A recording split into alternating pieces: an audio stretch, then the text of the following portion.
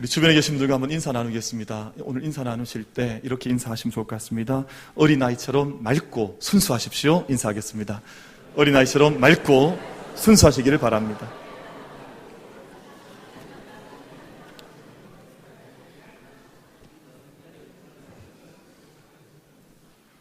혹시 옆에 너무 맑지 않으시고 너무 순수지 않으신 분이 혹시 계시진 않습니까?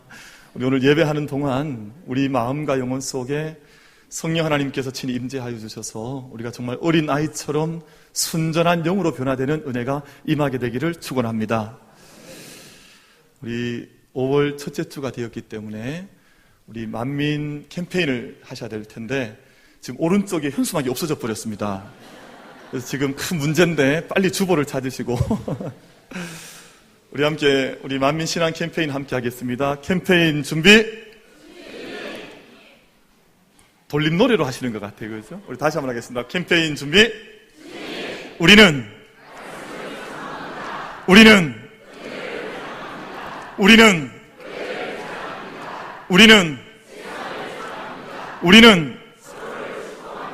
아멘.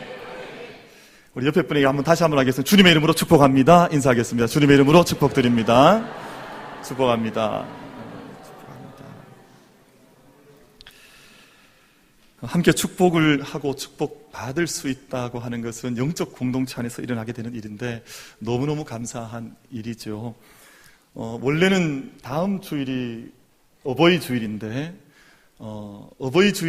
어버이날이 지나고 나서 너무 좀 늦는 것 같아서 오늘 저희가 이제 우리 어르신들께, 교회 어른들께 꽃을 달아드렸습니다. 그래서 오늘 아마 꽃을 달고 계시는 우리 어머님, 아버님, 또 이제 어르신들, 할머니, 할아버님, 우리 권사님들, 장로님들 다 집사님 계신데, 우리 만민교회는 그 영적인 어른들의 영적인 모습이 많이 순전하십니다. 너무너무 순전하셔서 정말 어린아이처럼 믿음의 길을 잘 걸어가지고 계셔서 우리가 교회가 늘 순전한 믿음의 길을 걸어가고 있다고 믿고 있습니다.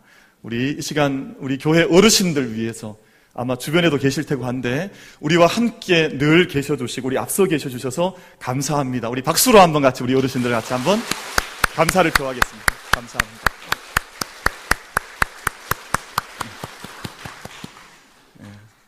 또 나는 너무 연로하다 생각해 스스로에게 박수 치는 분도 계신데 우리 어르신들께 박수를 드렸습니다. 우리 늘 건강하실 수 있도록 강건하시도록 함께 기도로 우리 어르신들을 잘 섬겨나가는 영적 공동체가 되기를 부탁의 말씀을 드립니다.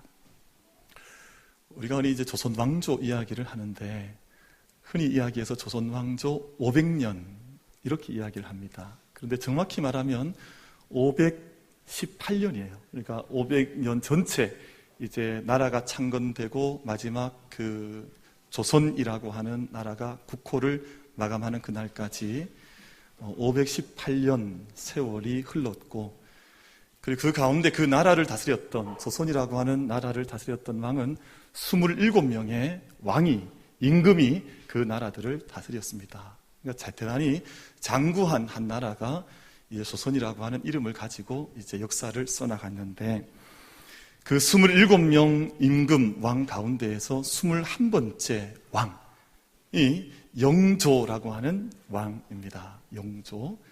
우리 김영조 집사님은 아니시고요. 또 혹시나 또 우리 김영조 집사님 생각하실까 제가 말씀을 준비하다가 우려스럽던데 대단히 뚜렷한 흔적이 있는데 조선 왕들 가운데 가장 오래 장수를 했습니다. 그리고 또 가장 오랜 기간 동안 제위의 기간에 통치를 했습니다. 52년 동안 제위를 하고 83세에 승하를 했으니까 당시 조선의 상황에서 보면 정말 장수한 그런 이제 임금 21번째 임금이었더랬습니다. 역사학자들에 의하면 조선을 중흥시킨 한 임금으로 인정을 받습니다. 그리고 대단히 많은 업적을 남긴 왕이었는데 특별히 영조라고 하는 임금은 왕이 될 때 노론이라고 하는 당파의 그 지지를 받고 임금이 됐습니다. 그러니까 정치적 배경에는 노론이 있습니다만 무슨 정책을 구사했는가 하니 탕평책을 썼습니다. 그러니까 내가 통치하는 동안에는 노론, 소론, 남인, 서인, 북인, 동인 할 것 없이 우리는 모든 사람을 우리 조정에 함께 한 인재로 등용을 해서 함께 국가를 조정을 이끌어 가겠다 하는 탕평책을 썼어요. 근데 그때 탕평책을 쓸 때 재미있는 일화가 많이 있는데 탕평채라고 하는 음식을 만들었습니다. 이 무슨 음식을 하니 묵무침이에요. 묵무침, 메밀무침을 만드는데 묵은 하얀색이지 않습니까? 근데 거기에 빨간색 고기도 집어넣고 푸른색 우리 청도에서 많이 나는 미나리도 집어넣고 그 위에 검은색 김을 뿌려서 이것을 섞어서 함께 탕평책에 논의하는 신하들과 함께 그 음식을 먹었습니다. 그리고 그 음식을 가리켜서 탕평채라고 불렀어요. 뭐라고 불렀다고요? 팔보채가 아닙니다. 탕평채라고 불러서, 왜냐하면 이 검은색, 붉은색, 그리고 푸른색, 흰색이 각 당파를 상징을 했습니다. 그러니까 우리 조정 대신들은 어느 한 파에 갇혀져 있는 그런 신하들이 아니라 함께 어우러져서, 저마다의 배경은 다 다르다 할지라도 함께 이 나라 이민족을 서로 어우러져서 살펴가야 한다 하는 뜻에서 영조가 그런 정책을 폈습니다. 그 외에 중요한 많은 업적을 남겼다 그럴까요? 당시에 가난했던 백성들 위해서 1750년에 균역법을 실시를 해서 세법을 정돈을 하고, 그리고 백성들에게 매겨졌던 세금을 절반을 내리는 그런 백성들을 생각하는 애민 정책을 폈던 왕이 영조 왕이었습니다. 당시에 양반이나 사대부의 아녀자들의 머리에는 가발을 썼는데, 여러분 아마 사극을 보시면 머리에 큰 여인네들이 쓰고 있는 이 가발 같은 그 머리를 보실 겁니다. 그 머리 이름이 가채라고 하는 것인데, 무게가 크면 클수록, 그리고 크면 클수록 그 사대부 양반 집안의 그 영향력을 드러내는 것이었습니다. 그러니까 여성들이 작은 것도 원했을까요? 큰 것도 원했을까요? 예나 지금이나 차이가 없습니다. 지금도 반지 큰 것 원하는 것처럼 당시에도 이 머리에 큰 가채를 쓰면 위세가 대단했던 거죠. 근데 이것 때문에 폐단이 많았습니다. 여인들이 고통을 받았어요. 예를 들면 이제 시집을 가서 이제 첫 어른들께 인사를 드리는데 이게 너무 크니까 머리를 숙여 절을 했다가 이제 일어서 서다가 이 머리를 들지 못하고 목이 꺾여서 죽는 일도 일어났어요. 실제로 일어난 일입니다. 영조 대왕이 이것을 다 금하게 했습니다. 이제는 이 모든 것을 금하고 그때부터 족두리라고 하는 것이 나왔어요. 그때부터 나온 겁니다. 그러니까 사극을 볼 때 만약에 가채를 하고 있으면 영조대왕 이전, 만약에 족두리를 하고 있으면 영조왕의 이후의 배경을 가지고 이 사극이 만들어졌다, 이렇게 이해를 하시면 될 것입니다. 당시에 전쟁과 가뭄과 역병이 많았기 때문에 나라 전체에 금주령을 내렸습니다.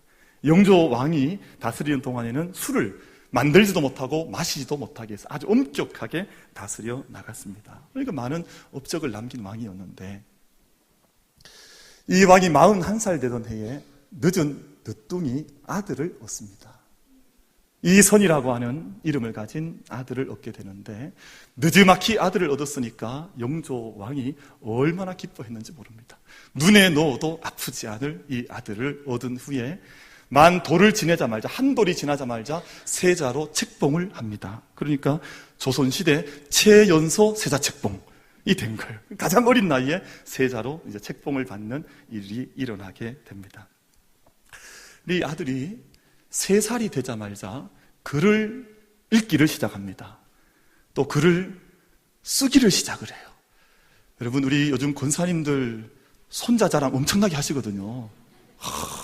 사진 막 저한테 내놓으시고 자랑하시는 권사님들 많으신데, 옆에 계시는 권사님 그러더라고요. 자랑하려면 돈 10,000원 내놓고 자랑해라. 그냥 자랑하면 안 된다. 이제 아직 어린 아이인데도 불구하고 너무너무 신통해 보이는데, 실제로 영조 왕의 아들이었던 이선이라고 하는 이 세자는 3살이 지나자마자 글을 읽기도 하고 너무 신통방통한 거예요. 그러니까 아버지가 얼마나 기뻐했는지 모릅니다. 원래 영조는 무술이의 아들로 태어났습니다. 그러니까 신분이 불안정한 거예요. 늘 이 정통성에 의심을 받았던 왕이었습니다.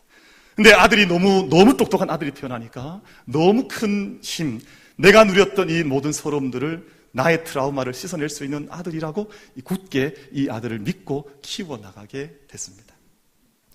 근데 영조라고 하는 임금은 대단히 치밀한 왕이었습니다. 사람들에게 허점을 보이지 않았던 왕이었거든요.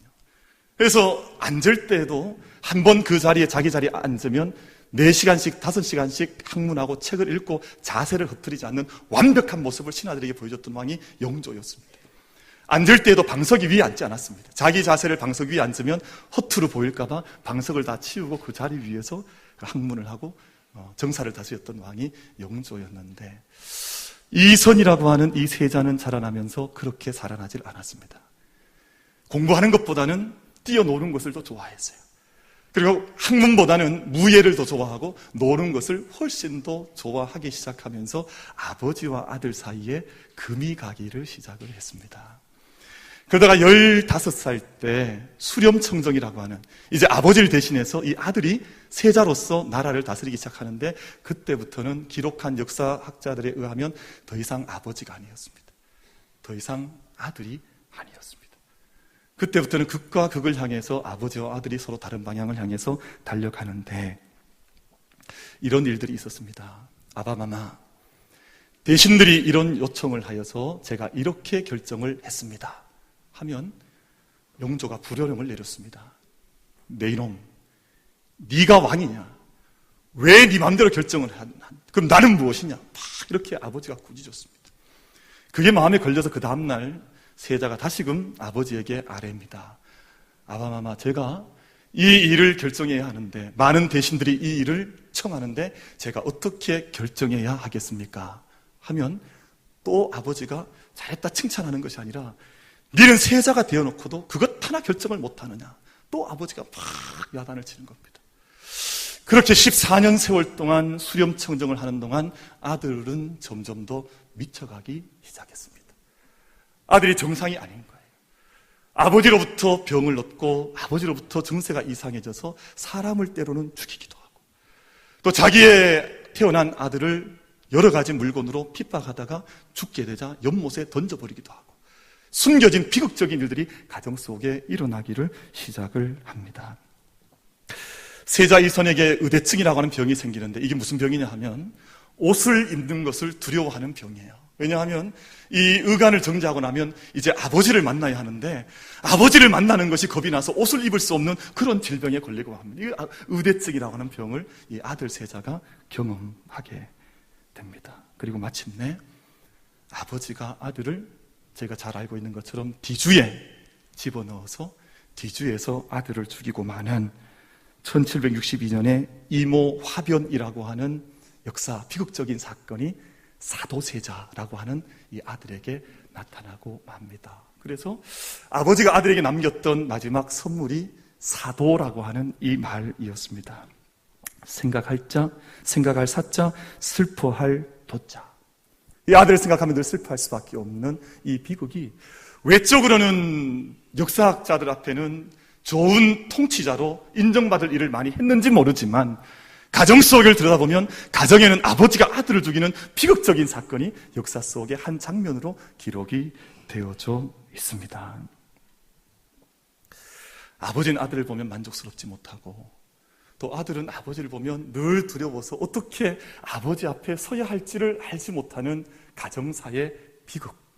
이게 어떤 한 왕의 이야기가 아니라 어쩌면 역사 속에 수없이 서가고 있는 가정들의 비극과 같은 일들로 우리 앞에 서 있는지도 모르겠습니다.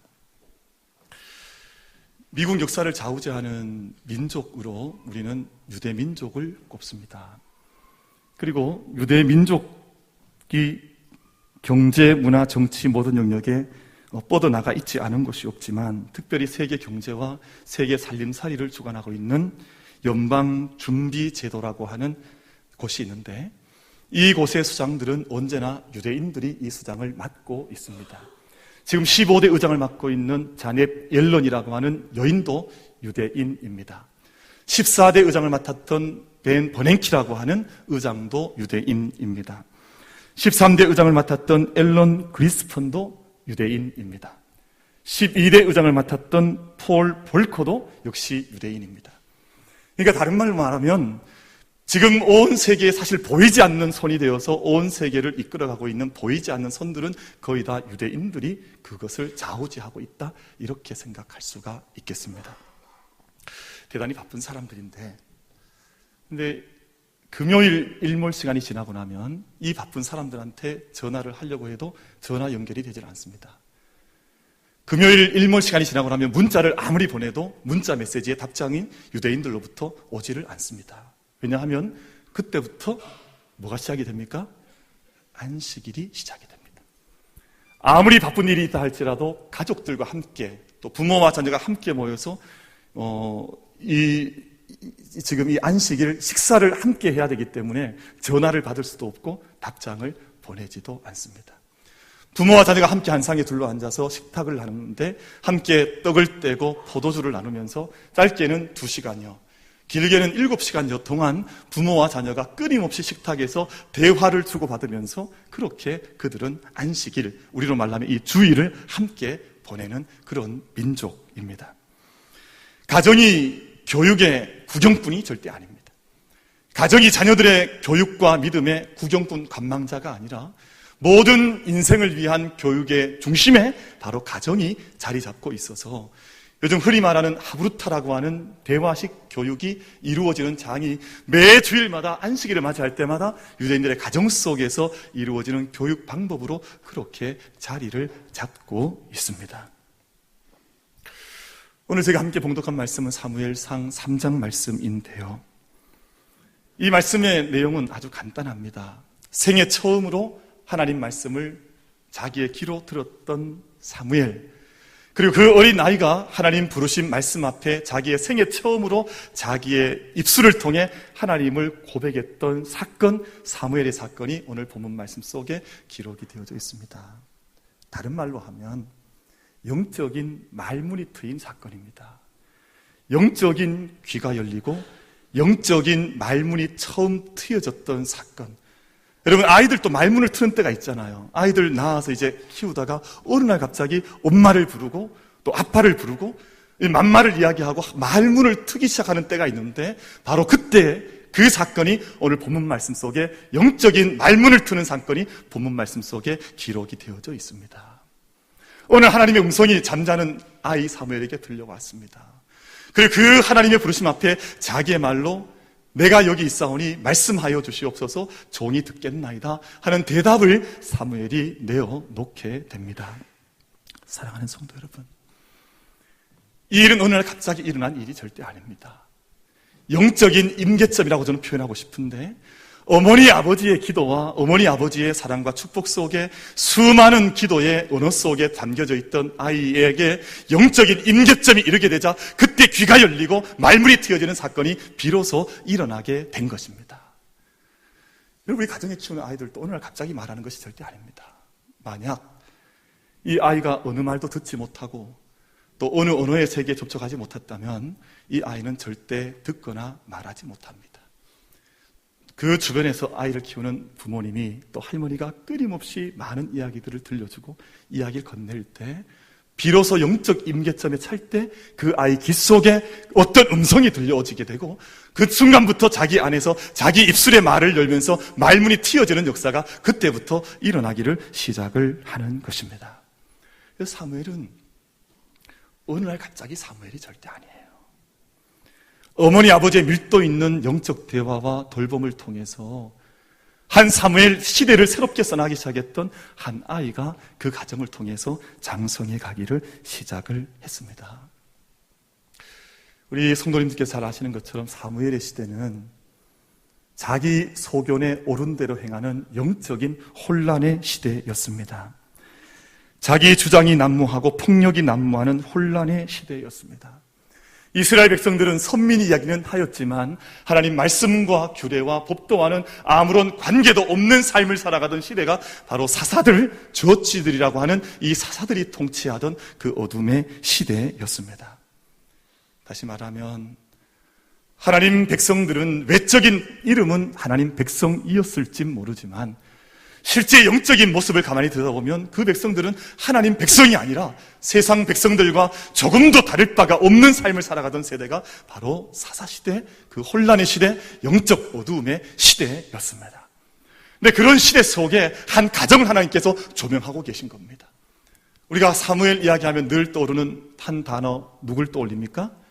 한나를 떠올립니다. 그리고 그의 아버지 엘가나라고 하는 사람을 우리는 떠올리게 되어져 있습니다.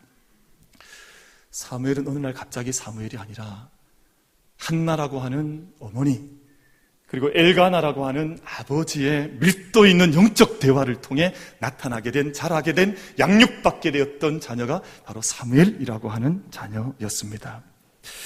여러분 잘 아시는 것처럼 어머니 한나는 자신이 지고 있던 모든 문제들을 하나님께 가지고 나아갈 수 있는 기도의 여인이었습니다.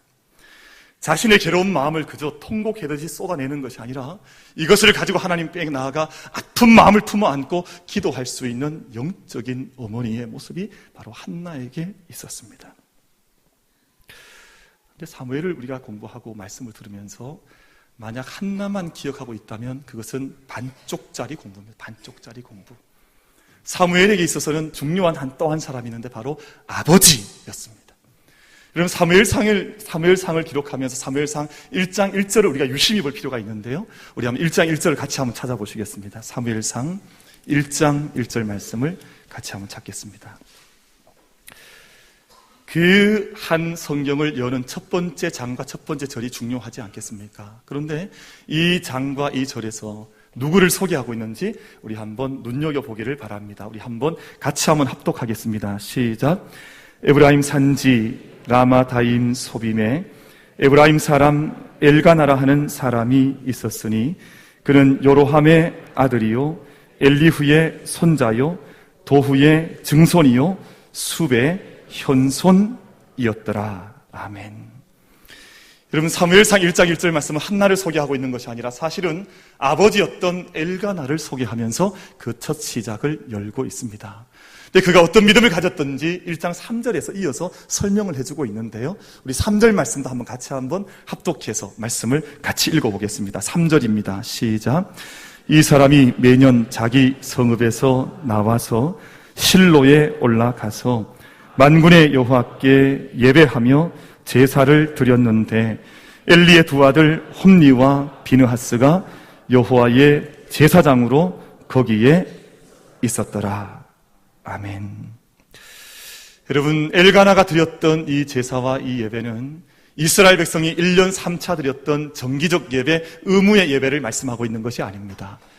자기의 가족의 제사, 가족의 예배를 엘가나가 따로 시간을 내어서 따로 정한 후에 자기 가족을 위해서 하나님을 위해 하나님 앞에 성전으로 올라가 예배했다고 하는 가족의 예배의 시간을 본문에서 말씀하고 있습니다. 의무에 매여서 온 민족이 해야 하는 법이니까 그 예배를 드렸던 것이 아니라 제사를 드린 것이 아니라 가족을 위한 예배를 엘가나는 그 혼돈의 시대에 혼돈 속에 빠져들지 않은 채 아버지로서 남편으로서 그 가정을 책임진 영적 일꾼 권위를 가진 사람으로서 예배의 자리에 나아갔다고 본문은 말씀을 하고 있습니다. 율법에 의하면 남편이 있는 아내가 어떤 소원을 할 때 그 소원을 남편이 인정하지 않으면 그 소원은 인정이 되질 않습니다. 남편이 아내의 소원에 대해서 그러하다 인정을 해줘야 그 소원이 이제 합법적인 이제 힘을 발휘하게 됩니다. 한나가 성전에 올라가서 혼자 통곡하면서 눈물로 기도할 때 만약 내게 아들을 주시면 이 아들 하나님 앞에 하나님을 위해서 드리겠다는 소원을 합니다. 만약 이 소원을 아버지였던 엘가나가 노 하면 이 아들을 바칠 수가 없는 것입니다. 그런데 사무엘상 2장이죠. 1장 23절 말씀을 보면 엘가나가 무슨 말을 하는고 하니 오직 여호와께서 그의 말씀대로 이루시기를 원하노라. 아내의 소원에 동의했고 그 아내의 소원을 인정했던 엘가나의 모습을 성경 본문이 기록을 하고 있습니다. 소원의 제사를 하나님께 드렸을 뿐만 아니라 하나님 앞에서 아름다운 믿음의 헌신의 삶을 함께 엘가나와 한나가 감당해 나가는 것이 사무엘이 하나님과 함께 동행했던 영적인 배경이었다고 본문은 말씀하고 있습니다. 오늘 우리 시대를 보면 말씀을 맺기를 원하는데요. 정말 우리 시대에 우리 자녀들이 행복하게 또 믿음 안에서 생명답게 그렇게 자라가고 있을까라는 생각을 해보면 퀘스천 마크가 그 질문에 따라올 수밖에 없습니다. 어떻게 보면 이 땅에는 너무 많은 사도 세자가 있습니다. 이 땅에는 너무나 많은 사도 공주들도 있습니다. 우리 OECD 국가 중에서 우리 청소년들, 한국의 자녀들이 행복도가 마지막 꼴찌에서 두 번째라 그러더라고요. 22개국 가운데에서 20등, 21등을 차지하고 있답니다. 자녀들 삶 속에 생명력이 없고 기쁨이 없는 그런 모습을 우리가 바라보고 있습니다. 한나가 성소에 올라갈 때마다 한 가지 특별한 일을 했었는데요. 사무엘상 2장 20절 말씀을 보면 작은 겉옷을 지어다가 그 겉옷을 가지고 올라가서 성소에 있는 사무엘에게 늘 그 옷을 입혔다고 성경은 증언해 주고 있습니다. 여러분, 이 작은 겉옷을 물론 어머니가 아들을 위해서 지었던 세마포 옷, 매일 어린 아이에게 입힐 수 있는 옷을 지어서 아이에게 입혔겠습니다만 저는 이 말씀을 단지 옷으로만 묵상하진 않았습니다. 저는 이 말씀을 묵상할 때 하나님께서 정말 부모들이, 부모 세대가, 우리 가정이, 우리 교회가 우리 자녀들에게 입혀주어야 할 영적인 옷들을, 축복을, 사랑을, 믿음을 우리가 작은 겉옷을 지어다가 매년 성소에 올라갈 때마다 입혔던 어머니처럼 그렇게 우리 가정들이 그 일을 어떻게 감당하고 있는가 하는 말씀으로 이 말씀을 묵상하게 되었습니다. 사랑하는 성도 여러분, 한나와 엘가나가 믿음의 바른 모습 가운데 온전히 든든히 서서 자녀를 위해서 축복했던 밀도 있는 신앙의 언어가 마침내 영적인 임계점에 이르렀을 때 영적인 아들 사무엘이 하나님의 음성을 들을 수 있는 귀가 열리고 입술의 말문이 터졌던 줄로 믿습니다. 만약 오늘 우리 자녀들이 하나님의 음성을 듣지 못하고 있습니까?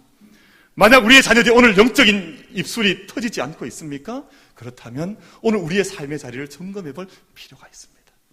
우리가 어떻게 자녀를 위해서 영적인 작은 겉옷을 지어다가 입혔는지, 우리 오늘 어린이 주일을 맞이하면서 단지 어린이를 위해서 물건을 사주고 선물을 하고가 아니라 우리 좀 근본의 자리에 돌아가서 나는, 우리 교회는 우리 자녀를 위하여 어떤 겉옷을 지어서 우리 자녀들에게 입히고 있는지 하나님부터 그 은총과 축복과 약속을 마음껏 공급받아서 다음 세대를 위하여 작은 겉옷을 지어 입힘으로 자녀들과 함께 동행할 수 있는 은혜가 우리 자녀들 속에 나타날 수 있도록 축복하여 나아갈 수 있는 우리 모든 성도들 되기를 주님의 이름으로 축원을 드리겠습니다.